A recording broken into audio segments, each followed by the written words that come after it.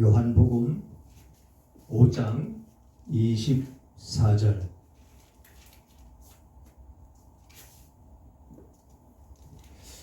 다 찾으셨으면 서로 합독하겠습니다.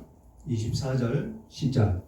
내가 진실로 진실로 너희에게 이르노니 내 말을 듣고 또 나 보내신 이를 믿는 자는 영생을 얻었고 심판에 이르지 아니하나니 사망에서 생명으로 옮겨니라. 아멘. 아멘. 계속해서 하나님 나라와 하나님의 나라와 구원에 대해서 계속 살펴보고 있습니다. 우리가 계속 하나님 나라에 대해서 살펴봤는데 그 하나님의 나라는 어디에 있다고요? 우리들의 마음 안에. 그 하나님의 나라는 이미 성립이 됐고 여러분들이 지금 살고 계시는 지금 이 순간 하나님의 나라를 맛보며 그렇게 살아가는 우리들입니다. 그래서 우리는 죄에 대해서 사망에 이르는 그 죄에 대해서 우리는 구원을 얻었고 구원을 얻은 것에 우리는 하나님께 감사하며 이 자리에 나와서 예배를 드리고 있는 것입니다. 그래서 하나님의 나라를 잠깐 살펴봤고 오늘부터 이제 구원이 무엇인가, 구원은 왜 있어야 되고 구원받은 하나님의 백성들은 어떤 모습으로 살아가야 되는지 구원에 대해서 살펴보도록 하겠습니다. 그래서 오늘 본문을 보니까 뭐라고 말씀하십니까? 너희에게 이르노니 내 말을 듣고 또 나 보내신 이를 믿는 자는 영생을 얻었고 나를 보내시니 내 말을 듣고 또 나 보내신 이를 믿는 자. 내 말이 무슨 말씀입니까? 하나님의 말씀. 그 말을 듣고 또 나 보내시는 이를 믿는 자. 그게 누구? 하나님. 그런 자는 영생을 얻었고 심판에 이르지 아니하나니 사망에서 생명으로 옮겼느니라 라고 말씀을 하고 있다는 것이죠. 이 표를 먼저 그려놨을 때 어땠습니까? 세상과 하나님의 나라 그렇게 둘로 나눠서 그려놨었죠. 그런데 구원에 대해서 우리는 어떻게 생각을 하고 있느냐? 그 구원은 예수 그리스도로 말미암아 우리는 구원을 받았죠. 그런데 굉장히 복잡합니다. 예수님이 이 땅에 오셨고 육신을 입고 오셨고 이 땅 가운데에서 사시다가 3년 동안 사역을 하셨고 그리고 사형 언도를 받고 십자가에 죽으시고 십자가에 죽으신 지 3일 만에 부활하셔서 또다시 우리들에게 복음의 말씀을 증거하시고 40일 만에 승천을 하셔서 지금도 하나님 우편에 앉으셔서 우리를 위해서 기도한다. 그것이 복음이지요. 복음인데 쉽게 설명을 하면 이 구원이라고 하는 것은 이 도표로 그렸듯이 이 세상에서 하나님 나라로 옮겨가는 것. 그것이 구원입니다. 그렇죠? 어렵지 않습니다. 아주 쉽습니다. 그런데 복잡하고 어렵게만 생각들을 하고 있다는 것이죠. 그래서 어떤 모습이냐? 사단의 통치를 떠나서 하나님의 통치를 받는 것이다. 이것이 구원이다라는 것입니다. 오늘 본문의 말씀과 같이 나를 보내신 이를 믿는 자, 예수 그리스도를 믿는 자, 그것이 곧 영생을 얻고 심판에 이르지 않는 것이다 라고 말씀을 하십니다. 그러면서 요한복음 3장 16절에 또 어떻게 말씀을 하십니까? 하나님이 세상을 이처럼 사랑하사 독생자를 주셨으니 이는 그를 믿는 자마다 멸망하지 않고 영생을 얻게 하려 하심이라. 이게 구원이라는 것이죠. 믿는 것. 누구를? 예수 그리스도, 거룩하신 하나님. 그분을 믿음으로 여러분들은 구원을 얻었다라는 것입니다. 그것이 사단의 통치, 즉 세상에서 하나님의 통치를 받는 그곳으로 옮겨졌다라는 것입니다. 이것이 구원이다라는 것이지요. 그래서 이 구원을 얻는 그 모습이 어떻게 형성이 되느냐라고 물어본다면, 부자 청년이 예수님께 와서 물어보죠. 뭐라고 묻습니까?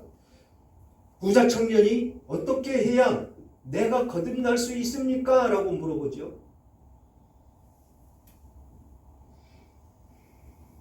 그리고 이 부자 청년이 어떻게 해야 구원을 얻습니까? 라고 묻습니다. 그 부자 청년이 그렇게 질문할 때 예수님이 이렇게 말씀하십니다. 예수께서 이르시되 내가 온전하고자 할진대 가서 내 소유를 팔아 가난한 자들에게 주라. 그리하면 하늘에서 보화가 내게 있으리라. 그리고 와서 나를 따르라 하시니 그 청년이 재물이 많음으로 이 말씀을 듣고 근심하여 가니라. 예수께서 제자들에게 이르시되 내가 진실로 너희에게 이르노니 부자는 천국에 들어가기가 어려우니라 라고 마태복음 19장 21절로 23절의 말씀을 하셨다라는 것입니다.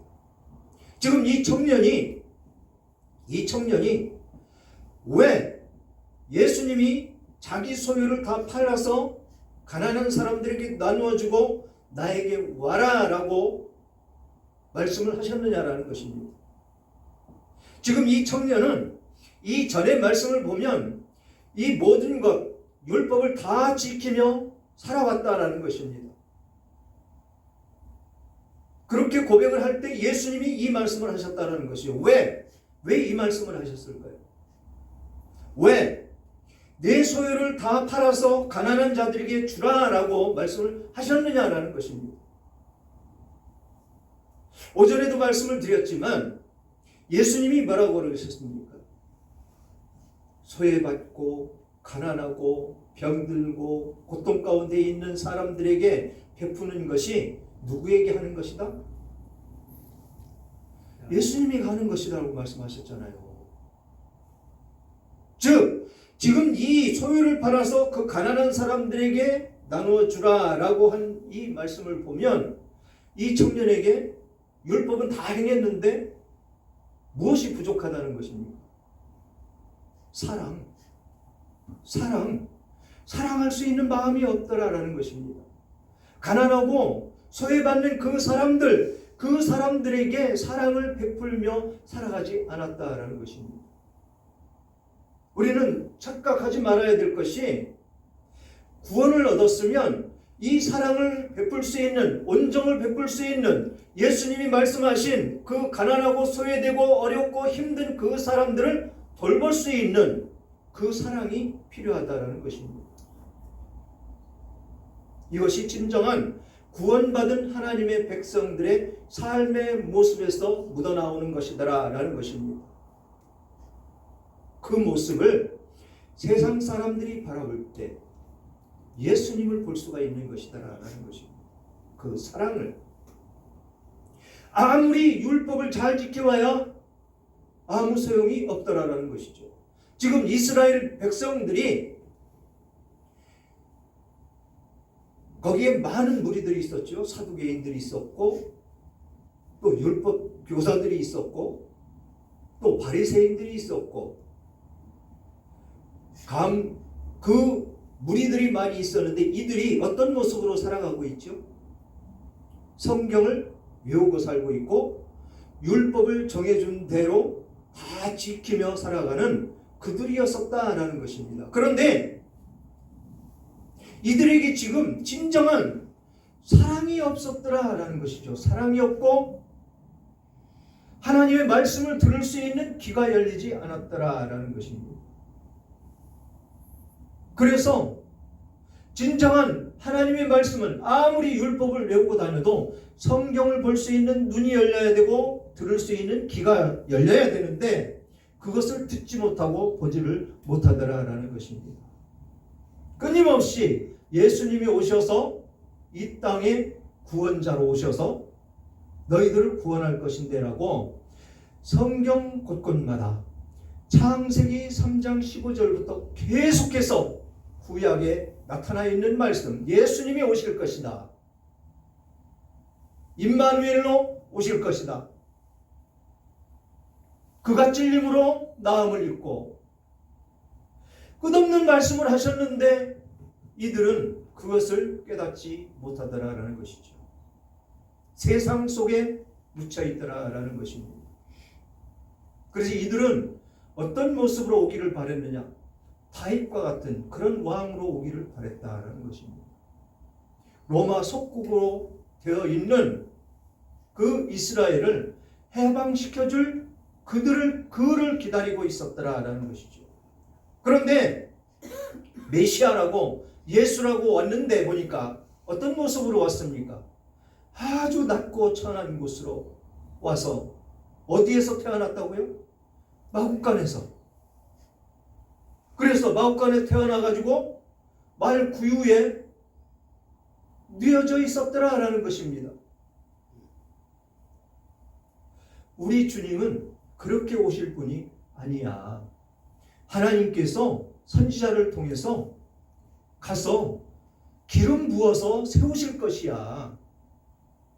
다윗과 똑같이 그것을 기다리고 있었다라는 것이죠. 저렇게 천한 사람이 목수의 아들로 태어나서 우리들을 구원할 분이 아니다라고 이들은 판단을 했다라는 것입니다. 그래서 이스라엘이 회복이 됐습니까? 지금도 하나님의 관점에서는 그들의 회복은 그 나라는 이루어지지 않았습니다. 그러면 지금 이스라엘 나라는 가짜입니까? 라고 질문할 수 있겠죠. 그건 사람의 힘으로 세운 나라입니다. 사람의 힘과 물질로. 나라를 잃어보면 얼마나 그거에 대한 애국심이 생기는지 모릅니다. 일제 36년 동안 우리나라가 어땠습니까? 우리나라 애국자라고 아무리 나라 안에서 떠들어봐야 이민 가서 사는 사람들만큼 애국심이 강한 사람들은 없습니다. 정말 나라를 위해서 걱정을 하고 나라를 위해서 기도하는 사람들, 그 사람들밖에 없습니다. 그런데 지금 그 나라가 그렇게 형편에 놓여 있고 하나님께서 선지자를 보내고 제사장을 보내고 왕 중에 왕을 보내셨는데 그를 알아보지를 못하더라라는 것입니다. 그래서 어떻게 하든지 태클을 걸어서 죽여버리고 싶은 그런 마음밖에 없었더라라는 것이죠. 그래서 어떻게 됐습니까? 결국 그 나라를 통치하고 있는 그 왕들조차도 저 사람의 죄를 내가 찾지를 못했으니까 너희들 알아서 해라라고 그냥 내쫓아버렸다라는 것입니다. 그런데 결국 성전 모독죄라는 것을 덮어씌워서 사형에 처했죠. 가장 세상 가운데 혹독한 사형 제도인 십자가형. 그것으로 인해서 예수님은 오신 목적을 달성하시기 위해서 하나님께 모든 것을 맡기고 그 아픔과 고통을 다 담당을 하셨더라라는 것입니다. 무엇을 위해서? 무엇을 위해서 그랬을까? 저와 여러분들을 사랑하시기 때문에 끝까지 그 아픔과 고통을 호소하지 않으시고 그것을 온전히 담당을 하셨다라는 것입니다. 그 십자가 머리를 어떻게 붙잡아 맨 것도 아니고 발에 두 발을 모아서 하나를 받고 양손을 벌려서 손에다가 하나씩 세 개를 박았습니다. 그러니까 날씨는 그나라는 낮에는 엄청나게 더운데 피는 쏟아지지요. 그러면 피가 부족하면 사람이 어떻게 되죠? 처음에 나른해지고 정신이 혼미해지고 호흡이 가빠지고 그런 고통 가운데 뜨거운 태양을 맞으니까 더 어떻습니까? 그 고통은 더 이루 말할 수가 없겠죠. 그렇게 고통 가운데에서 힘이 빠져서 고개가 처지며 어떻게 됩니까? 고개가 완전히 꺾여서 처지면 어떻게 됩니까? 숨이 막히죠. 그러면 온 힘을 다해서 고개를 들어야 되는데 그 힘을 주려고 하면 어떻습니까? 못 박힌 이 손과 발, 찢어지는 것 같은 그 아픔과 고통. 그러면서 고개를 한번 들고 깊은 숨을 들여 마시고 다시 젖습니다. 여러분, 우리들에게 와 있는 질병, 그건 고통도 아닙니다. 저는 사형 선고를 받고 그 아픔과 고통 가운데 있을 때 그것만 묵상했습니다.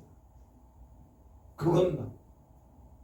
그것을 묵상하며 그것에 대한 감사를 할 때 내 고통은 고통으로 여겨지지를 않더라는 것이죠. 그래서 이길 수가 있었더라는 것입니다. 여러분, 그런 고통 가운데 처해질 때 그 예수님을 묵상하며 이기시기를 주님의 이름으로 축원합니다. 그러면서 또 어떤 율법사가 와서 묻죠. 뭐라고 말씀하시느냐? 누가복음 10장 25절부터 28절. 어떤 율법 교사가 일어나 예수를 시험하여 이르되 선생님, 내가 무엇을 하여야 영생을 얻으리이까? 예수께서 이르시되 율법에 무엇이라 기록되어 있으며 내가 어떻게 읽었느냐? 대답하여 이르되 내 마음을 다하며 목숨을 다하며 힘을 다하며 뜻을 다하여 주 너의 하나님을 사랑하고 또한 내 이웃을 내 자신과 같이 사랑하라 하였나이다. 예수께서 이르시되 내 대답이 옳도다. 이를 행하라. 그리하면 살리라 하시니. 지금 여기에 뭐가 덧붙여졌죠? 내 이웃을 내 자신과 같이 사랑하라. 지금 여기에 말씀이 어디에 있는 말씀이죠? 십계명에 있는 말씀입니다. 내 이웃을 내 자신과 같이 사랑하라. 그래서 우리는 뭘 해야 된다고요? 수직적인 사랑과 수평적인 사랑. 저 십자가를 보시면 옆으로 위에서 아래로 그렇게 그어져 있죠. 그것이 수평적인 사랑은 우리 인간들끼리 서로 사랑하는 것. 그리고 수직적인 것은 하나님만을 사랑하는 것. 그 우선이 무엇이라고요? 하나님 사랑, 이웃 사랑. 먼저가 되는 것이죠. 하나님이. 그 사랑 안에 머물러야 된다는 것입니다. 율법을 지키는 것은 당연지사고, 그래야 이 부자 청년에게 하셨던 이 말씀, 그 말씀이 진실로 깨달아지고 느껴진다는 것입니다. 내 소유를 팔아 가난한 사람에게 나눠주고 너는 와서 나를 따를 것이다. 이것이 실천이 되어야 된다는 것이죠. 그래서 예수님이 오실 때 뭐라고 말씀을 하셨느냐면 마태복음 1장 21절과 23절에 보면 아들을 낳으리니 이름을 예수라 하라. 이는 그가 자기 백성을 그들의 죄에서 구원할 자심이라 하니라. 이 모든 일이 된 것은 주께서 선지자로 하신 말씀을 이루려 하심이니 이르시되 보라 처녀가 잉태하여 아들을 낳을 것이요 그의 이름은 임마누엘이라 하리라 하셨으니 이를 번역한즉 하나님이 우리와 함께 계시다 함이라. 임마누엘이라 하는 것은 하나님이 어떻게 한다고요? 우리와 항상 함께 하신다. 지금 여러분들과 지금 함께 하고 계신 것을 느끼시고 계십니까? 지금 임마누엘로 우리들 안에 하나님께서 와 계시다라는 것이죠. 그리고 예수를 오신 그리스도를 예수라고 이름을 하셨는데 그 이름의 뜻이 뭐라고요? 자기 백성을 그들의 죄에서 구원할 자. 누구를? 자기 백성. 모든 사람이 아닙니다. 모든 사람이 아니고 하나님의 택하신 자기 백성. 자기 백성들을 그들의 죄에서 구원할 자이시니라 라는 것입니다. 이게 예수님의 목적이라는 것이죠. 이 땅에 오신 목적. 그리고 그분께서 오셔서 구원을 얻으면 어떤 모습이 된다고요? 임마누엘 하신 그 하나님과 영원히 함께 동행하는 나의 삶. 이거보다 더 큰 축복이 어디 있습니까? 감사하지 않을 수가 없는 것이죠. 저같이 정말 죄투성이고 죄인 줄도 모르고 살았고 나만 위해서 살았던 내 모습, 그런 저를 하나님이 특별히 사랑하셨다는 것입니다. 특별히 여러분들을 특별히 사랑하신 줄 믿습니다. 그래서 여러분들 안에 임마누엘 그 하나님과 동행하는 그런 삶이 된 줄 믿습니다. 그 삶 가운데 머무는 여러분들 되시기를 주님의 이름으로 축원합니다. 그래서 계속 살펴보면 우리가 구원을 받을 때 예수님이 뭐라고 그러셨죠? 예수님은 신랑으로 오시고 우리는 신부가 된다고 말씀을 하십니다. 그래서 이것을 결혼관으로 접목을 시켜보면 신랑 되신 예수님을 우리는 맞아들인다라는 것이죠. 그래서 이 창세기에도 보면 이 결혼관을 보면 남자가 그 부모를 떠나 아내와 결혼해서 살 것이다 라고 말씀하셨죠. 예수님이 하나님 아버지를 떠나서 우리 가운데 오셨다라는 것입니다.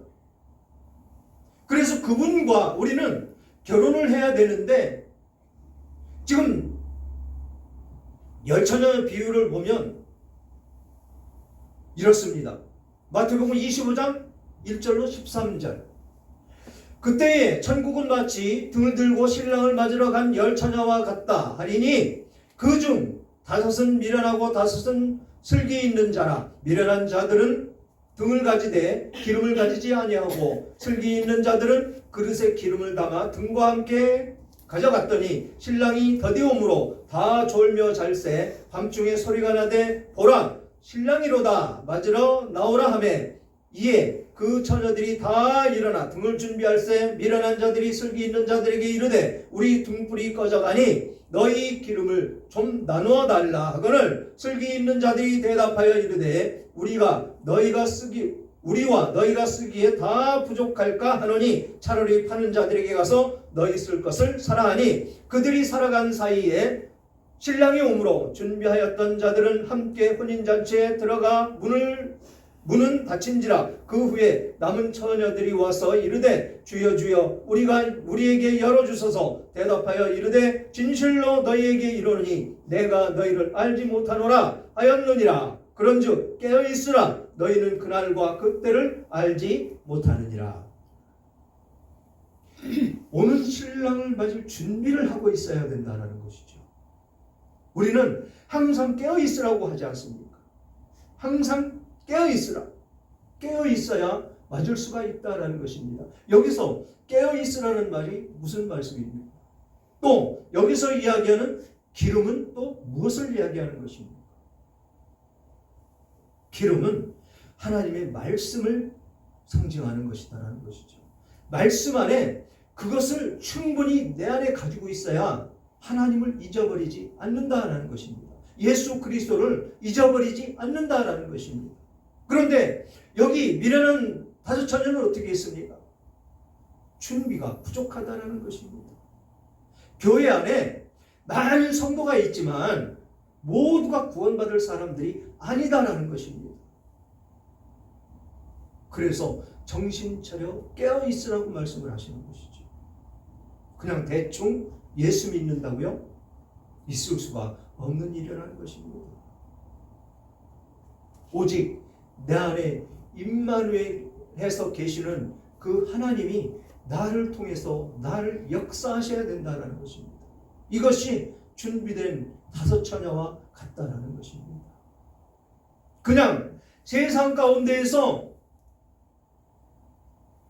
세상에 빠져 살고 일주일에 1시간 예배 드린다고 와서 예배당에서 잠시 앉아서 그냥 1시간 예배드리고 가는 사람들, 우리는 잘 생각해 봐야 됩니다. 주일이 무슨 날인지, 주일을 거룩하고 성스럽게 보내라고 말씀을 하셨습니다. 이것이 하나님께서 우리들에게 명령하신 그 말씀이다라는 것입니다. 그래서 주일은 매매도 하지 말고 오직 하나님의 말씀 안에 예배드리고 남는 시간은 말씀을 묵상하며 복음을 전하며 그렇게 살아가라고, 하루를 지내라고 그렇게 말씀을 하셨다라는 것입니다. 이것이 진정한 쉼을 얻는 것이다라는 것입니다. 쉼. 집에서 쉬는 날이라고 빈둥빈둥 놀다가 낮잠도 자고 막 이러면 어떻습니까? 월요일날 더 피곤합니다. 예배를 드리고 그날 예배 드리면서 기도하면서 나의 죄를 다 고하고 용서를 받고 이 안에 있는 모든 것 다 털어내버리면 어떻습니까? 마음이 가볍다는 것입니다. 이것이 진정한 쉼이라는 것이죠. 그런데 예수 믿기 전에 그 쉼이라는 그 자체를 놀고 즐기고 먹고 아니면 집에서 뒹굴면서 그냥 낮잠이나 자며 쉬는 것, 그것이 쉼인 줄 알았다는 것입니다. 저는. 그런데 진정한 그 하나님을 만나고 보니까 진정한 쉼이 여기 있더라는 것입니다. 여기 이 안에 있더라라는 것입니다. 성경 안에 있고 하나님 말씀 안에 있고 또 예수 그리스도 사랑 안에 있더라라는 것입니다. 그래서 우리는 이 미련한 다소처녀와 같이 그런 삶을 살면 안 된다라는 것입니다. 깨어 있어야 된다는 것이죠. 깨어서 기도하고 예배 드리는 날 예배 드리고 하나님께 충성할 수 있는 그 일, 주시는 일 감당하며 살 때 하나님께서는 그냥 버려두지 않으신다는 것입니다. 모든 필요 채워주시고 그렇게 하나님께 헌신하는 그 시간들 헛되지 않도록 세상 가운데 우리가 삶으로 하는 일 가운데 복을 더해 주시더라라는 것입니다. 그래서 우리는 이 하나님께 드려지는 그 시간에 얽매여서는 안 된다는 것입니다. 드릴 때는 그냥 뒤돌아보지 않고 세상과 완전히 단절한 다음에 하나님께 모든 것을 드려야 된다는 것입니다.